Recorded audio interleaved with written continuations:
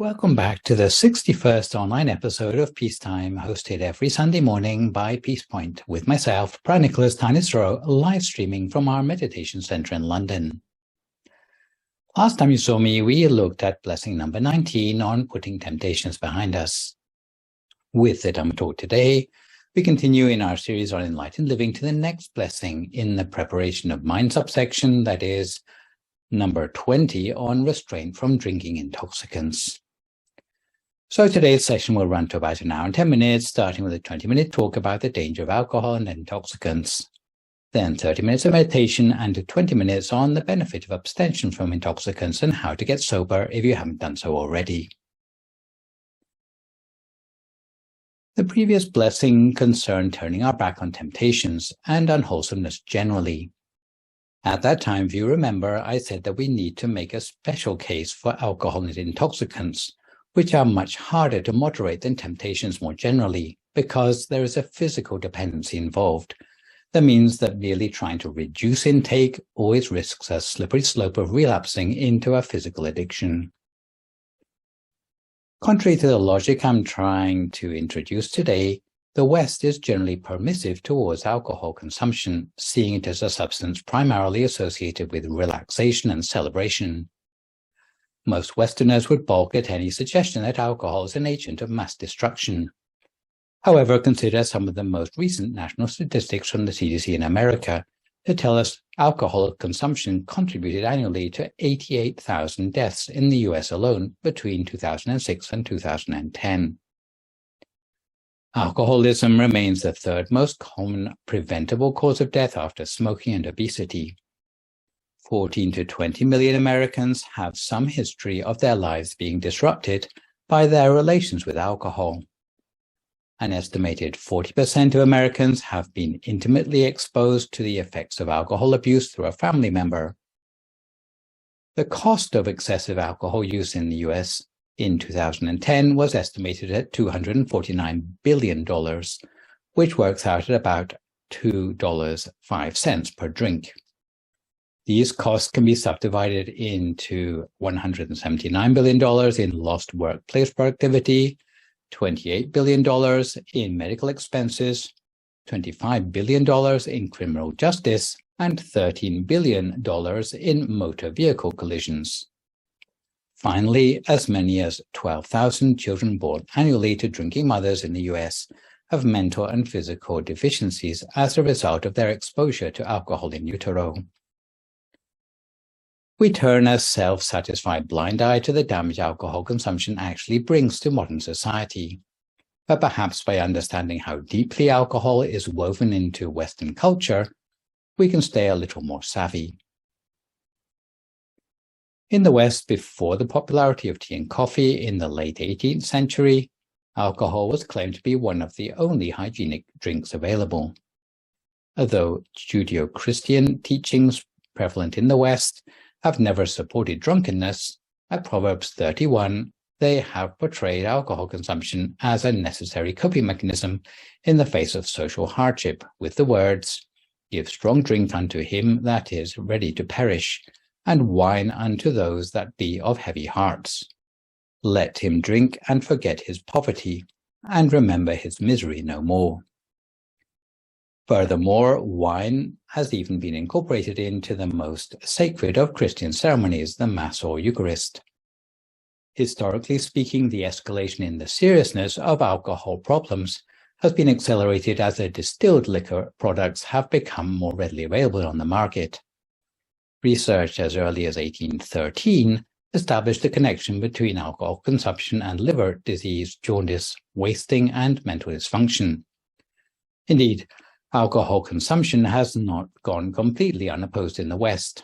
However, in Christian circles, such opposition has mostly come in the form of temperance rather than abstinence. It was Methodist values backed by clinical research which led to the American prohibition between 1920 and 1933.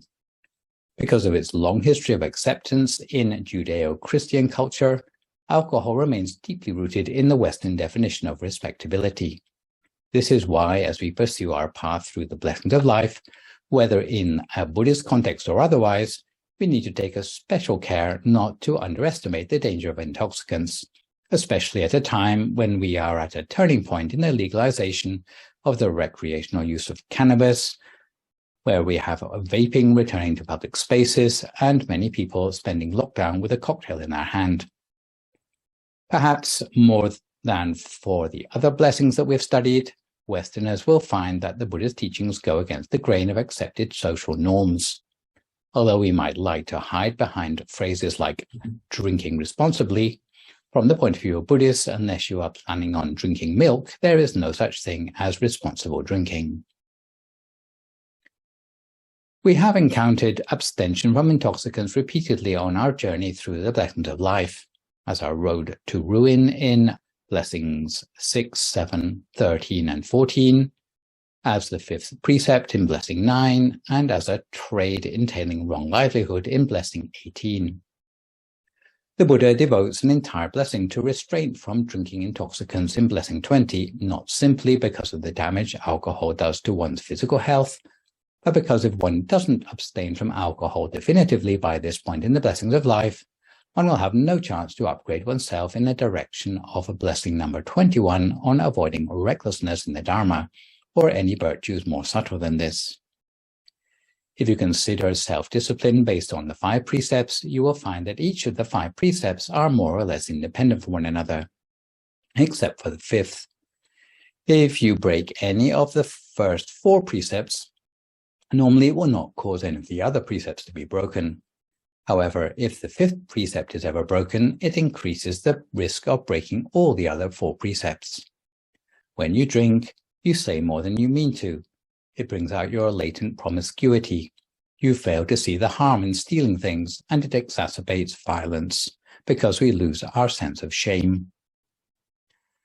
In one metaphor told by the great abbot of Wat Phak Nam Pasicharan, Pramongkon Teponi, he referred to abstention from alcohol as the most important single precept because it ensures the reliability of all the other 4.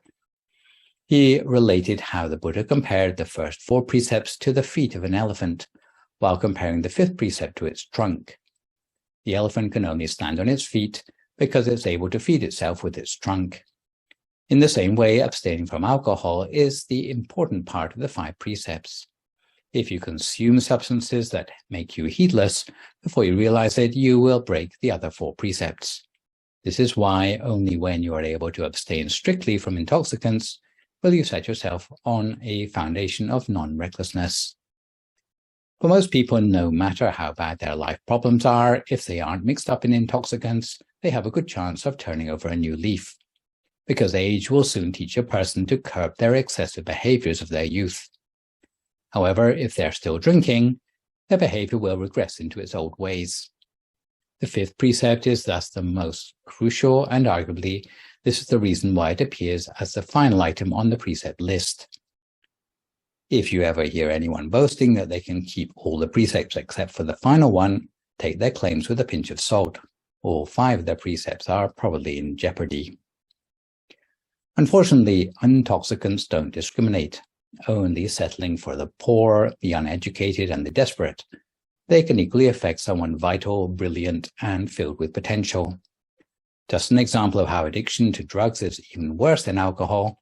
Even if you try to help a friend with a drug addiction with sympathy and sentimentality, your bleeding heart approach will almost certainly come back to bite you. And the first you know about it will be when they start to steal from you. Later on, you will end up getting emotionally hurt and you'll lose your faith in humanity. Someone on a PBS documentary was once discussing heroin, and they said, the first time you shoot up, you might as well just go out there and rent yourself a U-Haul.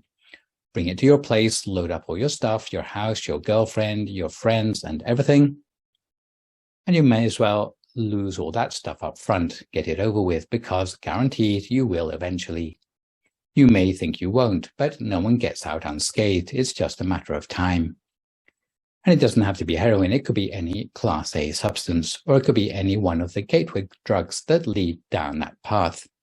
Friendship and sympathy won't help because the only friend an addict has left that they are loyal to is the drug itself. When they sober up, Alcoholics may still feel guilty about stealing from their friends to feed their addiction, but drug addicts just see their friends as a means to an end and no longer feel anything about stealing, including guilt. The problem with intoxicants is that they worsen the latent weaknesses and unwholesome tendencies that already exist in the mind. The Buddha taught that the untrained mind is weakened by their habituation to unwholesomeness, changing constantly, wandering endlessly, and being hard to pacify. When he said the mind is habituated to unwholesomeness, the Buddha meant the mind will squirm like a fish out of water, being so used to negative moods that as soon as you remove the mind from these negative states, it will struggle to get back to them. Secondly, he said the mind is fickle because it will change continuously. You will tend to change your mind about any decision that you previously made. Thirdly, the mind has a tendency to wander, and it's hard to keep the mind on any single thing. And lastly, the mind is hard to pacify. Under the influence of alcohol, all these bad features of the mind will have the chance to manifest themselves to the full.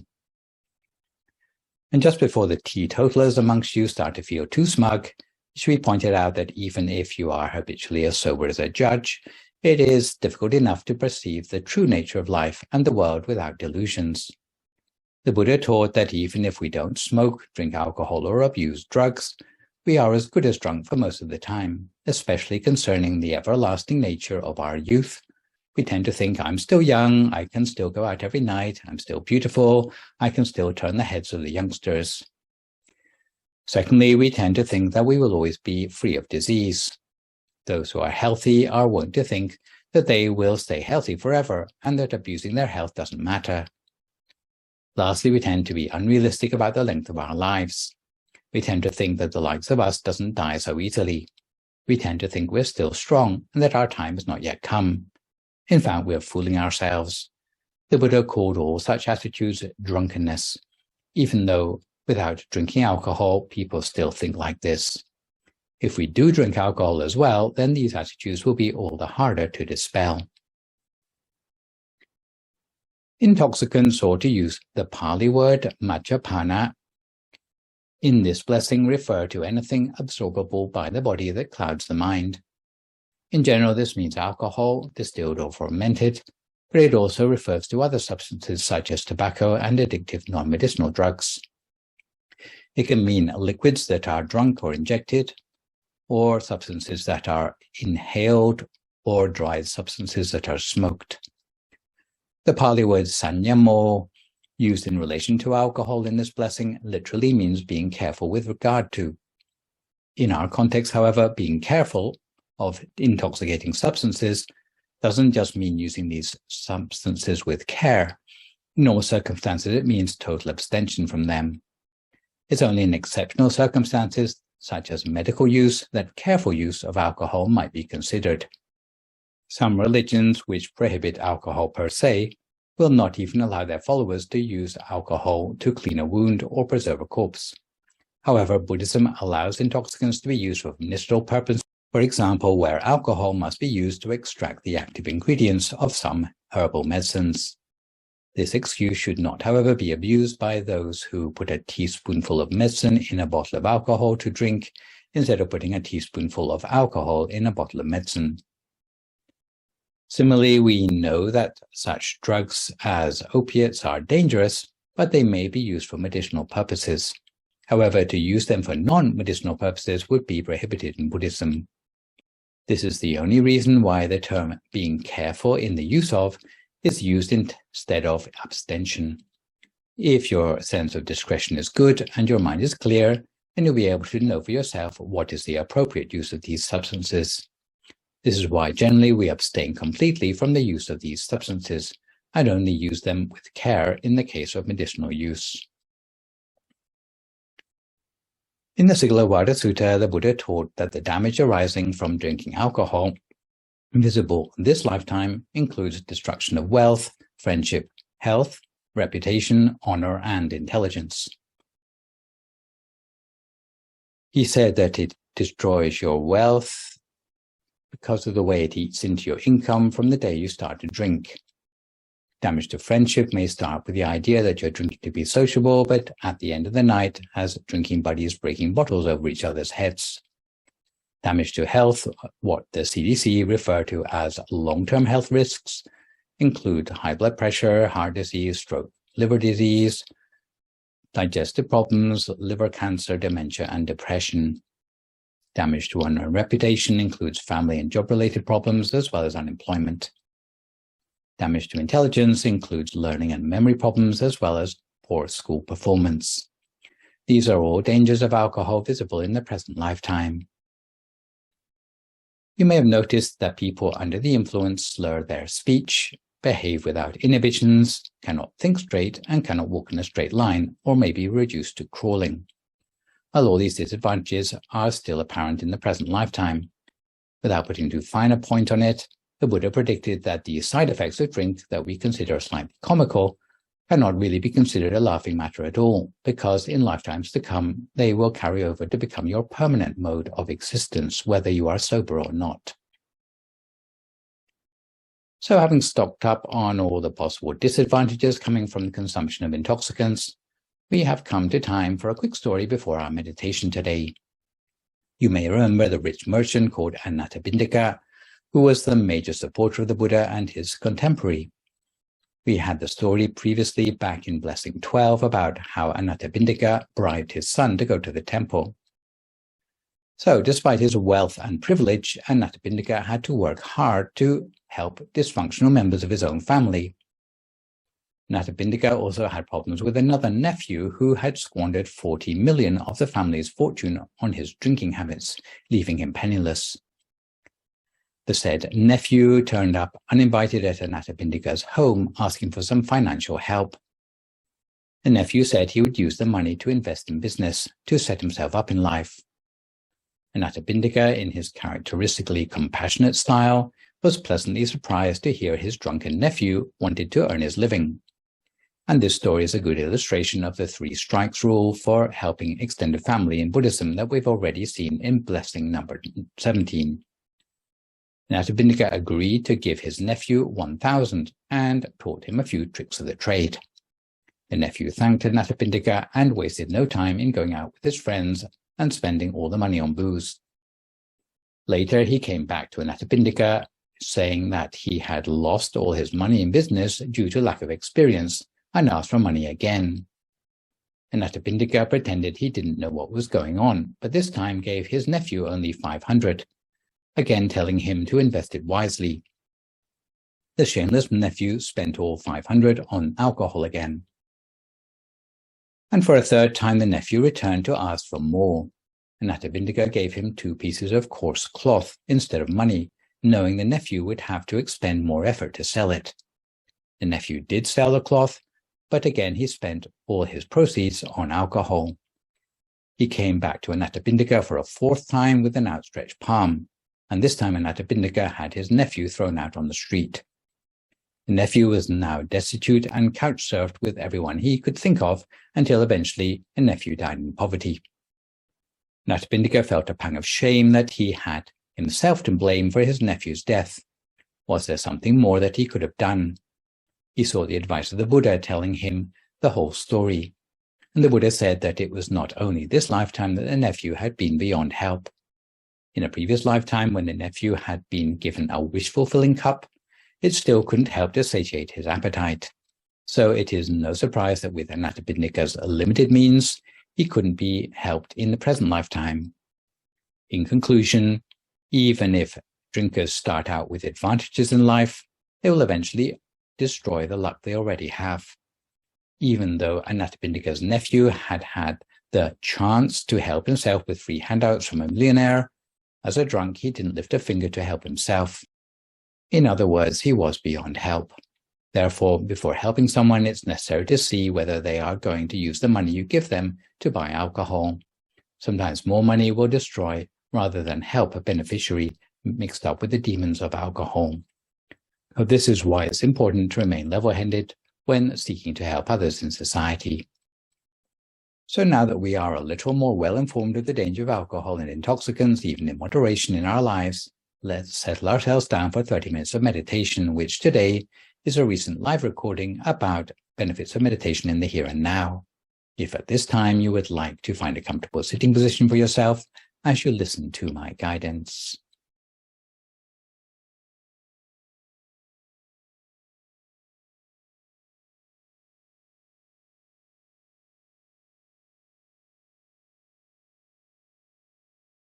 So start by finding a comfortable posture for yourself in meditation.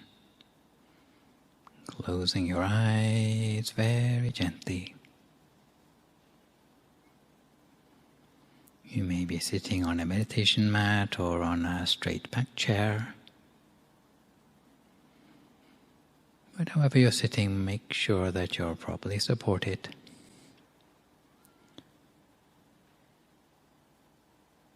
To give you that stable, tripod-like position for the meditation.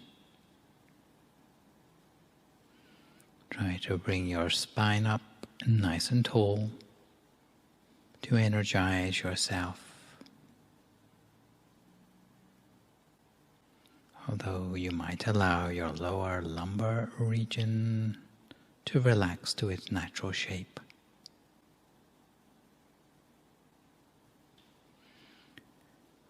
And allow your hands to rest palm upwards in your lap, with the right hand over the left hand, the index finger of the right hand touching against the thumb of the left hand. And if you close your eyes, then you should close them as gently as possible. If you don't want to close your eyes fully, then you might cast your gaze softly at the floor in front of you, allowing your eyes to defocus.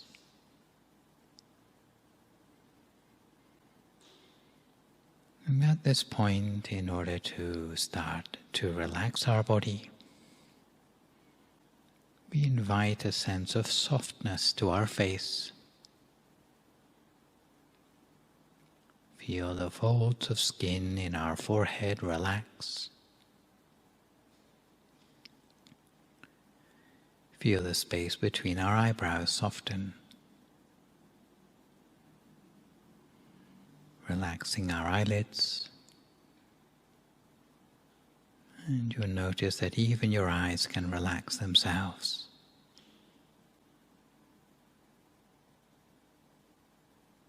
You can allow that sense of softness to flow down through your temples in a gentle wave.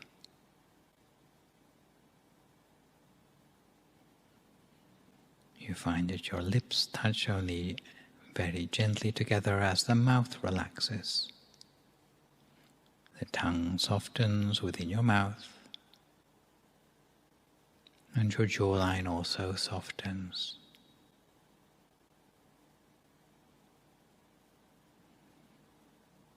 We allow our neck and throat to relax.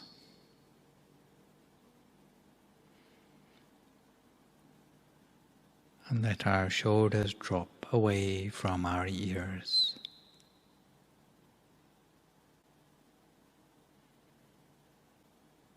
We allow our elbows to rest as far as possible. And continue on down, relaxing our torso, abdomen, both legs, all the way down to our feet and our toes.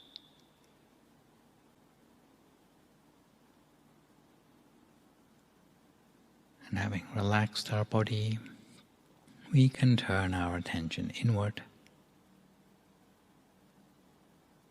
letting our attention gently peel away from the outside world. At the same time, we relax our state of mind by putting aside any worries or concerns in our life, almost as if we were sitting alone in the world,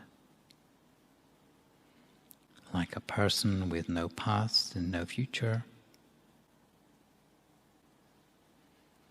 entirely focused in the present moment and on the task in hand.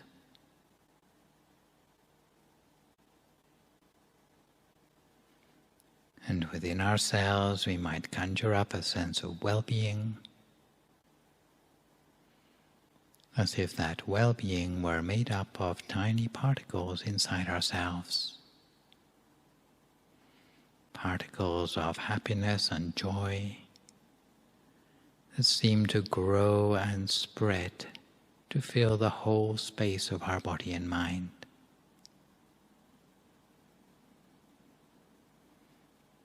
Until there seems to be no space left inside us for any other sort of thought.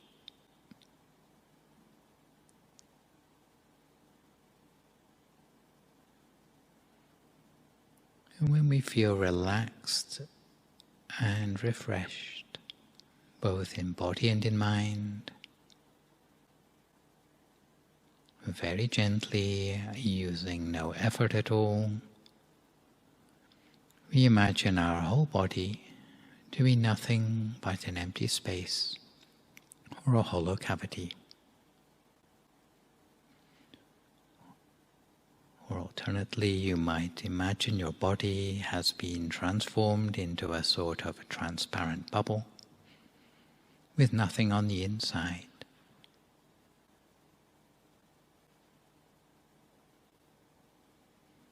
And when you feel ready, again very gently and using no effort at all, you might bring your mind back to a picture of a bright, shining sun,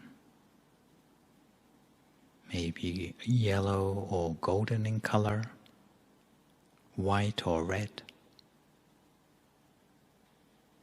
It doesn't matter if the actual picture is as clear as you normally see it with your eyes. Even if it's vague in your imagination, accept it anyway. There may be some people who feel the warmth of the sun but don't actually see it. Again, you can use that tactile sense of warmth as the object of your meditation. And in this case, we allow the bright picture or that feeling of warmth to make its way gently downwards inside the space of our body, almost as if we are gradually breathing it down to the deepest point of our breath, or gently swallowing the object down to the very pit of our stomach.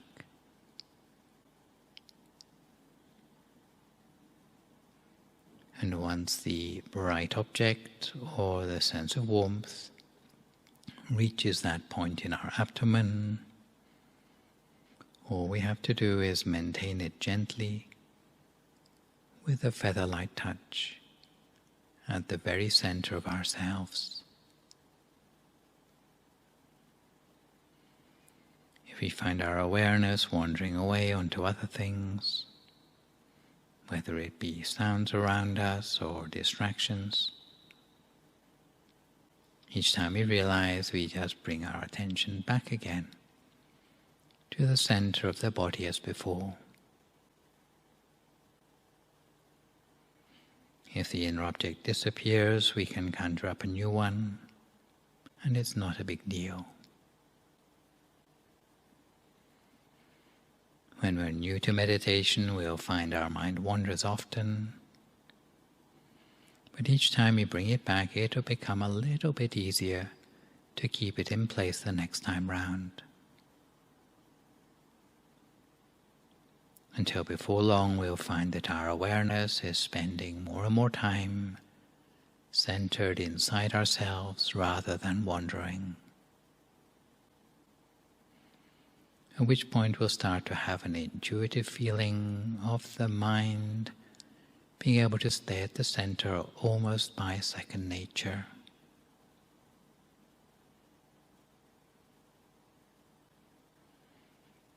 And to help create a space between ourselves and our thoughts, we tap into that still, silent space between the thoughts. If the thoughts return, we do our best to ignore them. But if ignoring the thoughts proves ineffective, we can make use of that traditional mantra instead, hearing the sound of the words Samma Arahang, Samma Arahang, Samma Arahang, over and over again in our mind. And it's as if the more often we repeat the mantra, the more power we give the words of the mantra, and the more they will be empowered to lead the mind towards purity, reaching and resonating into every cell of our body, every fiber of our being, while gradually reducing the number of extraneous thoughts in the mind.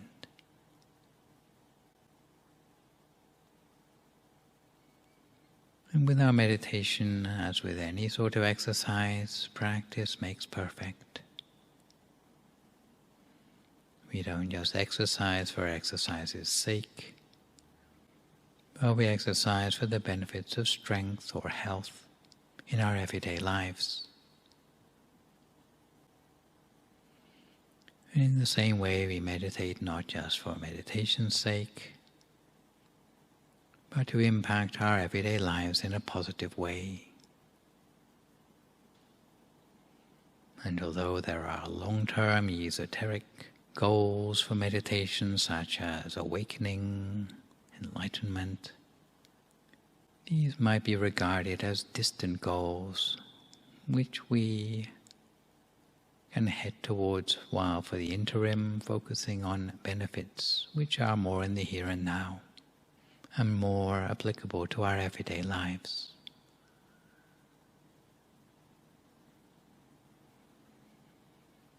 What sort of benefits might be realistic for us to expect from the meditation we practice on a daily basis? Because even in the medical world, the majority of medical professionals give their backing to some sort of practice of meditation. Through the phenomenon of neuroplasticity, it's been found that meditation can help to change the shape of our brain, helping to slow the aging process, while also helping to raise our pain threshold and generally reduce negativity in the mind. It's been found that meditation helps to reduce the intensity of toxic emotions, and simply by observing the thoughts that arise in the mind rather than encouraging them or interfering with them, then we become better able to monitor and select the content of our own minds. Meditation helps to unwind any harmful effects of stress, and has also been shown to reduce anxiety. It's also been shown that those who meditate tend to perform better under stressful circumstances and can reduce the length of time it takes for us to get to sleep at night. Apart from overcoming the negativity in the mind, meditation has been shown to boost emotions on the more positive side, helping to activate the parts of the brain related to happiness, especially the qualities of resilience and optimism, even for those meditating for no longer than 2 months.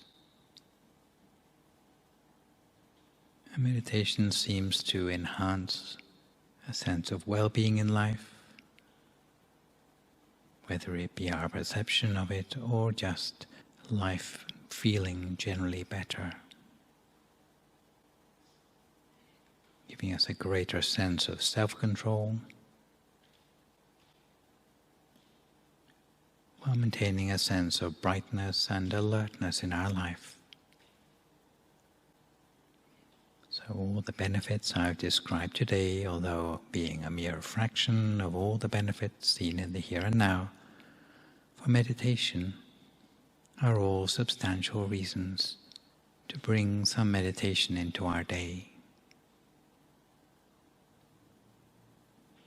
So for now, we continue to focus on our inner object at the center of ourselves, bringing the mind back from any untoward thoughts or emotions by means of the mantra, each to our own meditation for a few more moments now in silence, until we come to the appropriate time.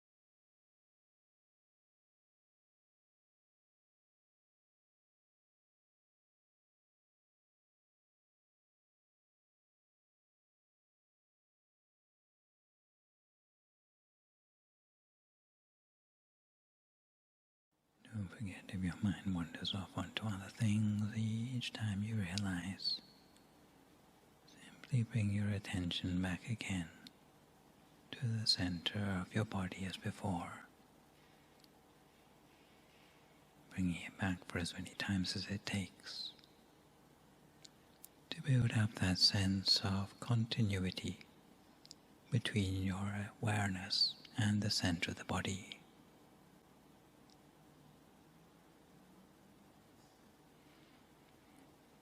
The inner experience changes, there's no need for us to change it back again. It just becomes a question of following our inner object in its new form. And our practice may become one of observation rather than visualization.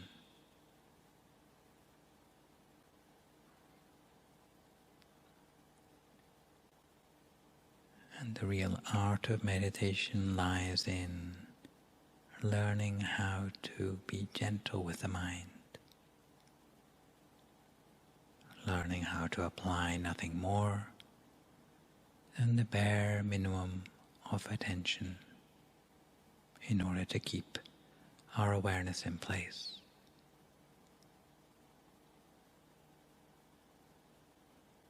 If we are too forceful with the mind, then we'll notice tensions creeping back into our body, or the whole feel of the meditation becoming rather heavy and dull. If, on the other hand, we are too gentle in the way we apply the mind, then we'll find our mind slipping away too easily. But somewhere between the two extremes, there's a sort of sweet spot for our mind. It generates a sense of expansion and lightness and flow in the mind, which we will recognize as telling us that we are on the right track.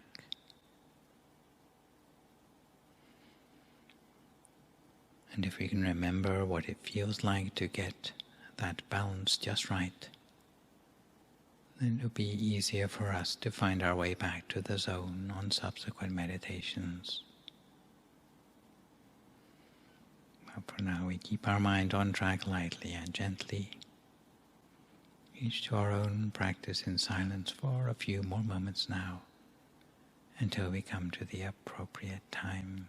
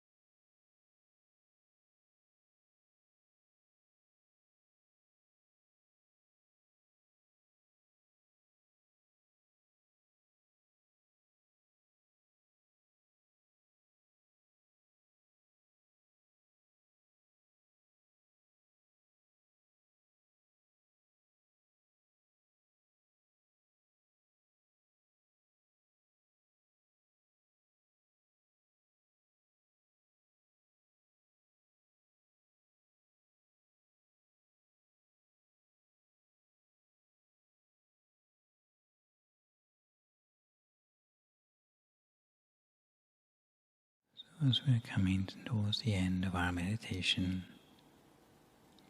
we take a few moments to re-engage with a positive energy and sense of relaxation arising from inside us, to reconfirm that we are still feeling calm and content, feeling that sense of flow from the inside, sense of well-being or brightness from within ourselves.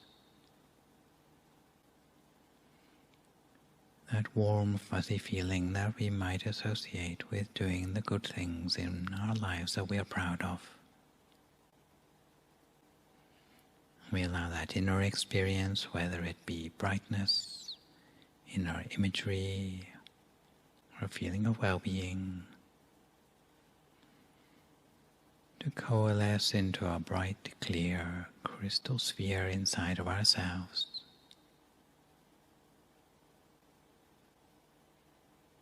Infused with a sense of thankfulness or gratitude for all the opportunities that we have to do good things in our lives,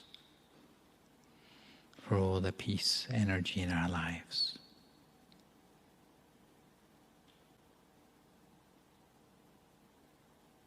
And from this haven of peace within ourselves, we engage with that positive feeling that we have right here and right now, allowing ourselves to feel cleansed on the inside without having to do anything special or worry about anything at all. And we make the affirmation to ourselves that through this peace energy, may we feel happy and healthy, successful, fulfilled in our good wishes,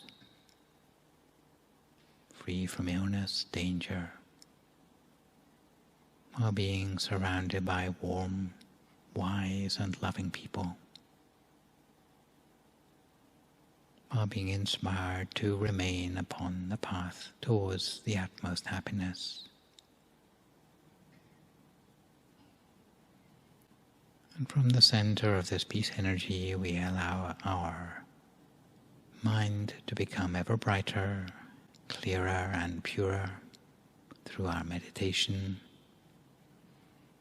magnifying and multiplying the positivity until that inner experience seems to expand outwards all on its own, filling the whole of our body, expanding beyond our body, outwards into the room around us,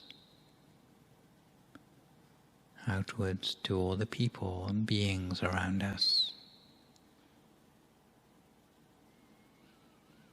expanding in ever-widening circles to all the people we know,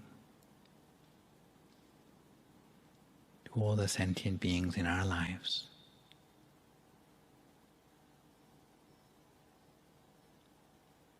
And in this way we share our peace energy, we share our loving kindness to all that we know, to all toward whom we wish to express our gratitude,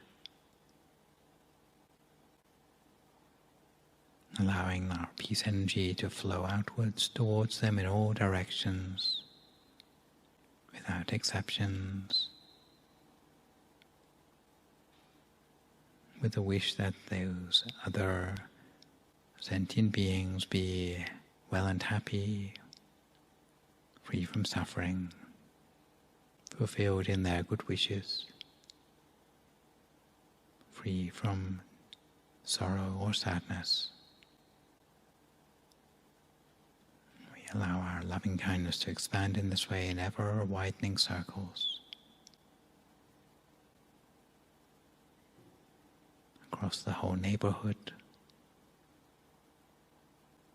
notionally across the whole borough and county,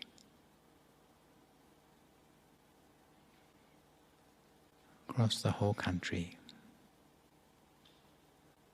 beyond its borders,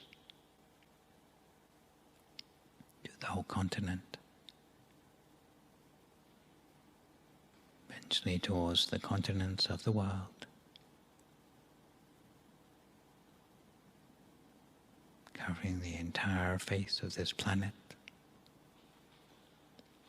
with the wish that all living beings, whether on the land, in the air, or in the sea, be well and happy, free from suffering, live together in peace and harmony. That world peace might arise within our own lifetimes. So we continue to make good wishes for ourselves and others in this way for the last few moments of our meditation together.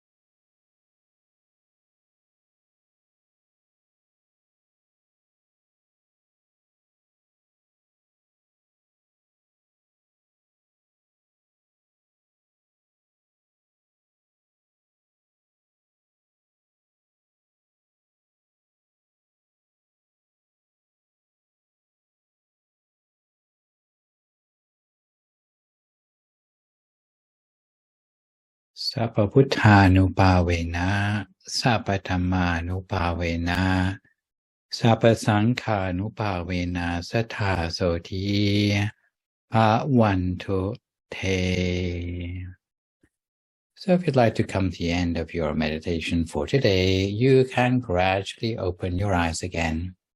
If you feel at all uncomfortable, then slowly try changing to a more comfortable position before gently finishing your practice. So to return to our subject matter for today, we continue by looking at some of the benefits of not drinking alcohol or taking intoxicants.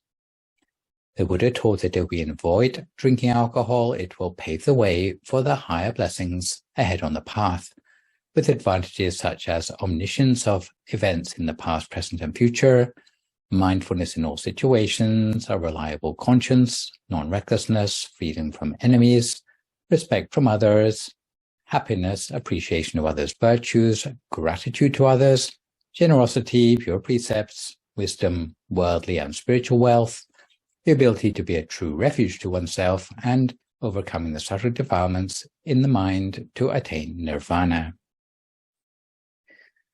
The practical options open in the West for people to quit alcohol include mutual self-help groups and inpatient or outpatient rehabilitation therapies. Sometimes in the past, I've been asked to give a talk on meditation for rehab counselors or else for addicts in recovery. Most commonly, these folks are involved in the 12-step recovery process at one level or another. And before going any further, I would like to reaffirm the value of this system and recognize the dedication of the millions of people around the world who have made significant breakthroughs as a result of publications like Living Sober or The Big Book. In many countries, to attend such a group is a legal requirement for probation from drink or drug-related misdemeanors. The large uptake is justified by the AA's own statistics, which maintain that clients who can quit drugs and alcohol for 5 years or more relapse less than 15% of the time. Independent research for the National Institute on Drug Abuse put the relapse rate slightly higher at 40 to 60%. Nonetheless, this is still a lot better than Charlie Sheen's recent rant about a 5% success rate, but it still offers some room for improvement. Since the AA and other addiction self-help groups are often quasi-religious in nature, often the rehab stakeholders seem to look to Buddhism and meditation to offer them something to make the process easier. The main difficulty, of course, is the physical dependency addicts are dealing with. Most relapse from sobriety programs is because they have only had a physical purge, but they lack the psychological tools to reshape their attitudes and needs. Mindfulness and meditation could provide the psychological tools users of intoxicants need, but according to Siegel, William, and Teasdale in their 2002 book entitled Mindfulness-Based Cognitive Therapy, clinicians cannot teach mindfulness to clients effectively without first learning to practice it for themselves. The theoretical touchstone for addiction recovery is the 6 stages of change model from James Prochaska and Carlo Di Clementi. Although they date back to 1986, they are still widely used in recovery programs today. The 6 stages of change comprise pre-contemplation, contemplation, determination, action, maintenance, and termination. The first pre-contemplative stage indicates that recovery from intoxicant use almost always begins with impaired self-awareness that results in a denial-based failure to recognize a need for recovery. This state of unmindfulness is when a person ignores cautions from those who are closest to them about the adverse effects of their addictive habits. In the second contemplative stage, an individual accepts the possibility that they could have an alcohol or drug-related problem. It may be the first time some people feel the need to reduce their drug and alcohol use, or the first time they've contemplated stopping altogether. Stage 3, preparation, is when a person no longer needs to be convinced of their destructive use of substances or alcohol. But even though a person has accepted the existence of a problem, they may still harbor ambivalence about seeking help. Friends, spiritual mentors, therapists, educators, support groups, Online forums, chat rooms, and life coaches are invaluable at this stage. During the fourth stage, action, a recovering person feels self-confident and believes that they can affect their lives positively, like choosing the most appropriate treatment option for themselves. Depending on a person's needs, they may decide to enroll in an outpatient treatment program, join a sober living community, enter a rehabilitation facility, or undergo a day treatment program. Then comes maintenance, which means a person reaches a behavioral milestone. As of this moment, intentional change endures more reliably, with urges being less hard to resist. Nonetheless, individuals must continually prove that they can resist temptation from all the people, places, and things that trigger them to use. Although it isn't easy, maintaining sobriety is possible, especially with the help of some trustworthy people in their community, families, or other supporters like peers. This stage is still not completely safe from relapse, however. The maintenance stage involves developing an effective strategy to prevent relapses and devise a plan for recovery in case relapses occur. Many people learn and eventually master a few practical coping skills to help reduce the likelihood of relapsing. The maintenance stage also stresses the fact that sobriety does not happen by itself. It is the person's responsibility to safeguard their abstinence for a lifetime against relapse with impeccable vigilance. The last phase of recovery from alcoholism or substance use disorder is called termination.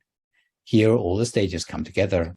All the attachments a person has had to substances, alcohol or both, get severed and dissolve. Mood-altering substances can no longer enslave a person at this level of recovery. Not even a tiny secretive desire lingers to haunt them into using again.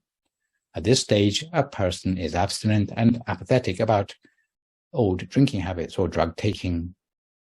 Unfortunately, substance use disorders are a serious problem that only a handful of people can fully overcome. It is understandable why very few health-promoting programs mentions the sixth stage, let alone presented as a desirable aim for recovery. So self-changers and many clinicians consider maintenance an ideal point to recognize a successful change in behaviors for people in recovery. So to see what Buddhists can add to the stages of change, having realized the harm brought by consuming alcohol if you decide to keep the drink habit, prepare yourself for a struggle. It's not so easy to change an addiction, and you are liable to experience withdrawal symptoms. However, for those who aspire to sobriety, a few Buddhist life hacks that might be useful include appreciating the danger of alcohol, having the intention of giving it up, avoiding contact with alcohol-related paraphernalia and drinking buddies, and bolstering your conscience. First thing you have to do is to recognize the danger of alcohol. Secondly, only when you fully appreciate the dangers of the intoxicants will you achieve the escape velocity you need to quit. The third thing is to avoid contact with any alcohol-related paraphernalia, such as collections of old bottles, so chuck out any souvenirs from your house, whether it be those expensive bottles you've been saving, beer mats, highball tumblers, or corkscrews. You also need to avoid places where you used to go to drink or smoke. Fourthly, you need to recollect your own sense of self-respect by thinking of the things that will bolster your conscience. According to our vice abbot in Thailand, the Venerable Detachuo, we may need to engage with conscience on 3 levels. The first level is that of patience, where we must not give in to the temptation and the urges which cause us to want to relapse. If this is not enough, we may need a second layer of protection in the form of respect for those around us. For example, left alone, we might give in to our urges, but when we think of our family and our children, it will help us to stay strong out of respect for them. Lastly, if this doesn't work, we might be thrown back into our sense of gratitude by thinking about significant others or spiritual mentors who we might disappoint by our actions, after all they have done for us. The fifth thing you need to do is to avoid associating with drink-related buddies anymore. You may even designate a responsible sponsor to help remind you of your commitment to sobriety. If you were a smoker, You might want to avoid people who you used to smoke with. We'll also mention that in recent years there has been a move to incorporate Buddhist practice with a variant of the 12-step program by such authors as Beverly and Thomas Bien, who wrote the 2002 book Mindful Recovery, and Noah Levine, who wrote the 2014 book Refuge Recovery.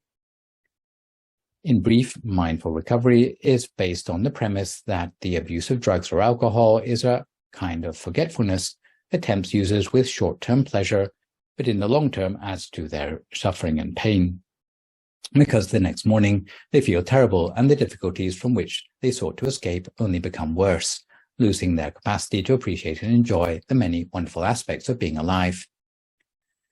Meanwhile, mindfulness is the opposite of this process because it teaches the recovering person to walk in the direction of healing and awareness and leave behind the destruction and forgetfulness of addiction.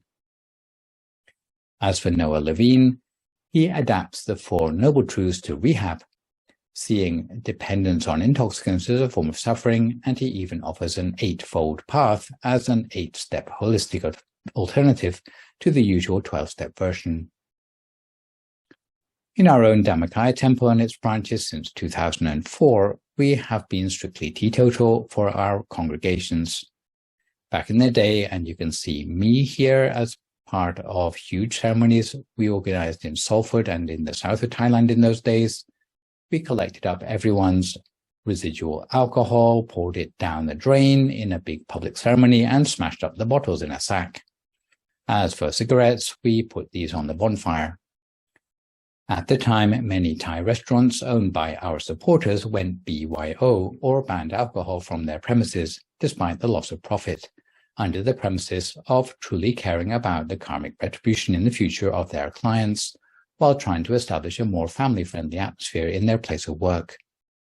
The restaurant owners were particularly worried because, according to Buddhism, there is a special place in hell for the retailers and manufacturers of alcohol and intoxicants that is even worse than for the consumer.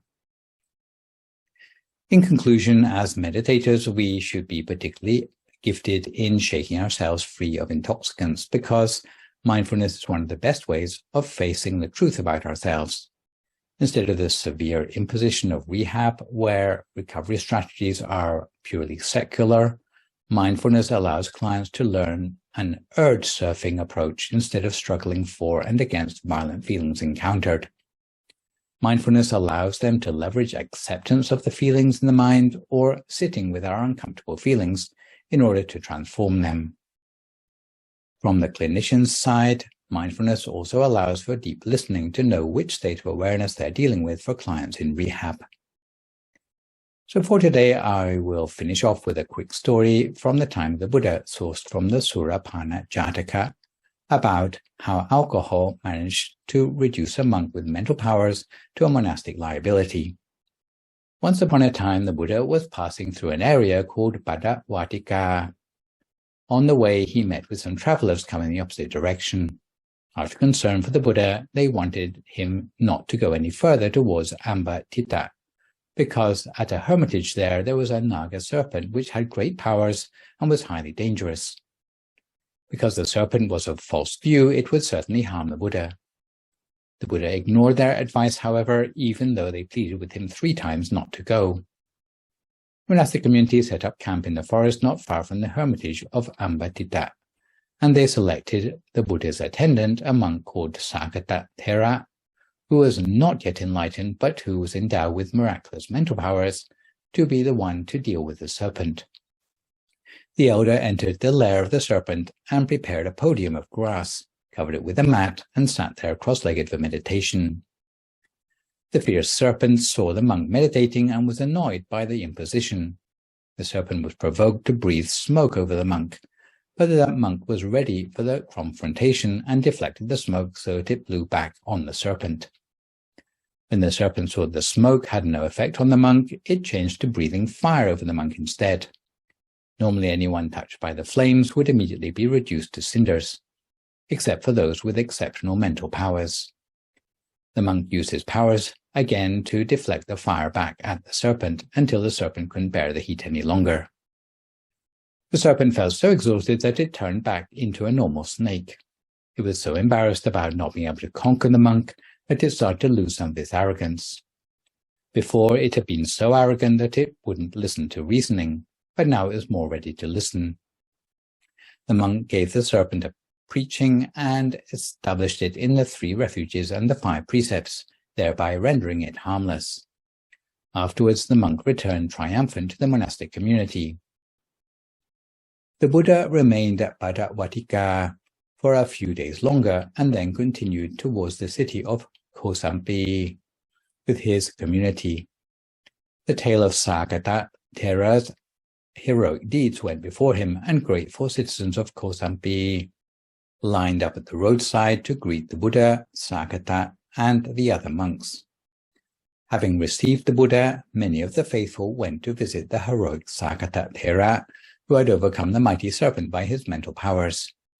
They wanted to show him their gratitude by offering him a special delicacy. They pledged to offer anything he asked of them. Sakata just smiled and didn't take them up on the offer.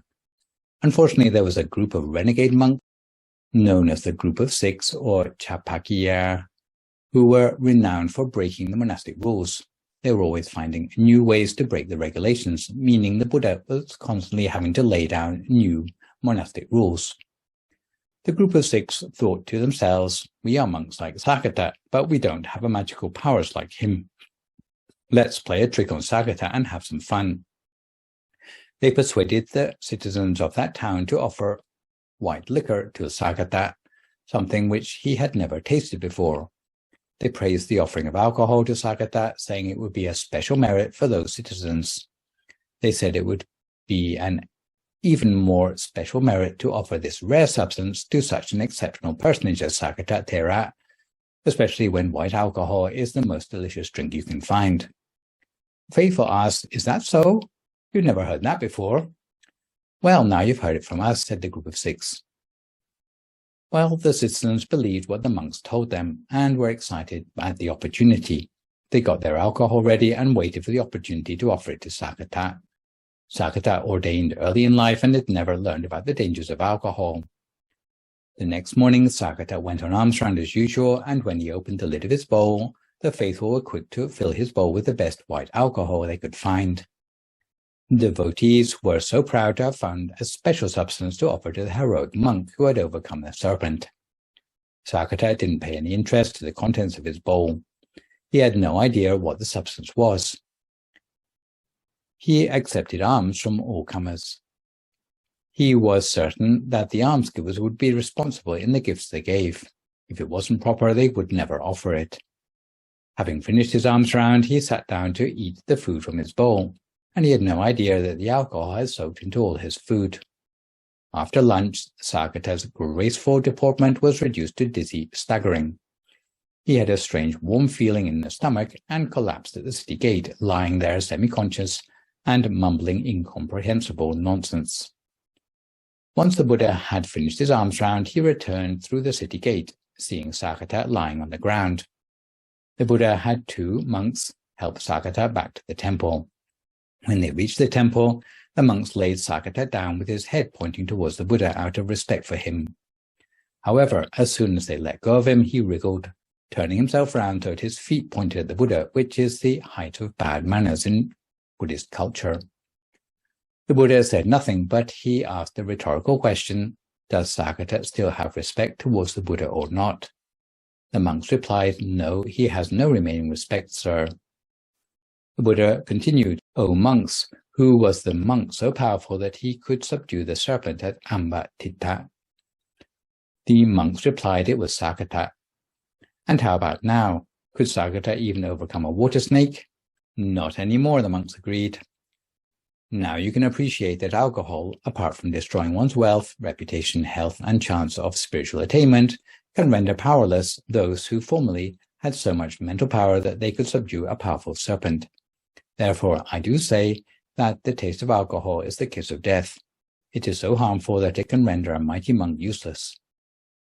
The Buddha reprimanded Sakata for his recklessness and soon after laid down a rule prohibiting monks from drinking alcohol, except as a constituent of medicine, a rule which continues to stand to this day.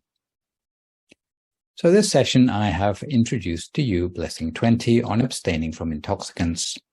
For my next live session online, which will, fingers crossed, be a week on Sunday morning, we'll complete the 6th group of blessings with blessing number 21 on non-recklessness in the Dhamma.